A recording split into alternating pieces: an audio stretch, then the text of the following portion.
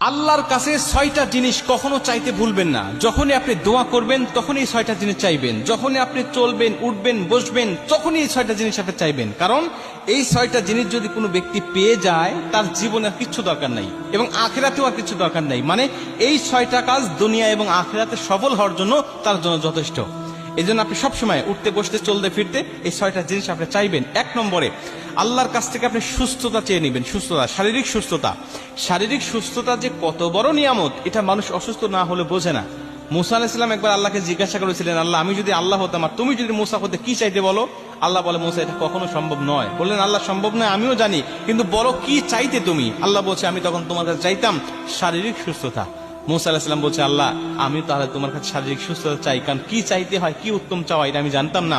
এখন তোমার কাছ থেকে আমি কায়দা করে শিখে নিলাম। আল্লাহ, তুমি আমাকে শারীরিক সুস্থতা দান করো, এটা আল্লাহর কাছ থেকে চেয়ে নিতে হয়। আপনি চাইবেন আল্লাহর কাছে শারীরিক সুস্থতা। ২ নম্বরে হালাল রিজিক আপনি চেয়ে নেবেন। হালাল রিজিক মানুষের জীবনের জন্য কত বড় উপকারী। নবীজি বলছে, যারা হালাল রিজিক থাকে তার ইবাদত আল্লাহর দরবারে কবুল হয়, কিন্তু যার হারাম রিজিক বা হারাম ইনকাম যার মধ্যে আছে, হারাম মাল যারা ভক্ষণ করে, এদের কোনো ইবাদত আল্লাহর দরবারে কবুল হয় না।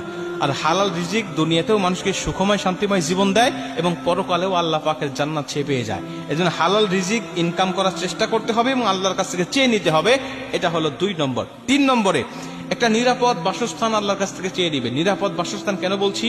এটা আল্লাহ পাকের পক্ষ থেকে একটা নিয়ামত। কারণ যেই ঘরে মানুষেরা দিন পালন করতে পারে না, ভালো পর্দার ব্যবস্থা নাই, মেয়েদের পর্দার কোনো ব্যবস্থা থাকে না, নামাজের কোনো ব্যবস্থা থাকে না, যেই ঘরটা চতুর্দিকে খোলামেলা বা কোনো রকম ইসলামের গণ্ডির মধ্যে পড়ে না, এই বাসস্থান নিরাপদ নয় বা এই বাসস্থান আল্লাহ পাকের পক্ষ থেকে কল্যাণকর নয়। এই জন্য কল্যাণকর বাসস্থান আল্লাহর কাছ থেকে চেয়ে নিতে হয় যে, আল্লাহ, তুমি আমাকে নিরাপদ বাসস্থান দাও।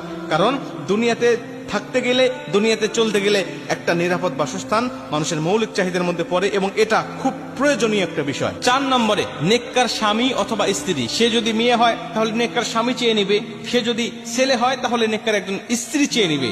কারণ নেককার স্বামী স্ত্রী যার কপালে পড়ে, যার থাকে, তার দুনিয়াটাও জান্নাতি সুখ মনে হয় এবং কিয়ামতের ময়দানেও সে জান্নাতে যাওয়ার জন্য তার জন্য সহজ হয়ে যায়। কারণ নেককার স্ত্রী সর্বসময় স্বামীকে দ্বীনের পথে চলতে সাহায্য করে। নেককার স্বামী তার স্ত্রীকে দ্বীনের পথে চলতে সাহায্য করে। আর বদকার স্বামী স্ত্রী তারা নিজেরাও বদকার, নিজেরাও জাহান্নামের পথে হাঁটে এবং তার জীবন সঙ্গীকেও জাহান্নামের পথেই সর্বসময় ধাবিত করে। এজন্য নেককার স্বামী স্ত্রী চেয়ে নিবেন। এটা আল্লাহ পাকের পক্ষ থেকে বিশাল একটা নিয়ামত। যার নেককার স্বামী স্ত্রী আছে তার দুনিয়াটাই জান্নাতি সুখ এবং শান্তিময় হয়ে যায়। এটা হলো ৪ নম্বর। ৫ নম্বরে নেককার সন্তান। ভাই, নেককার সন্তান যে একটা মানুষের জন্য কত বড় প্রয়োজন, যার বদকার সন্তান আছে তার কাছে গিয়ে জিজ্ঞাসা করবেন। নেককার সন্তান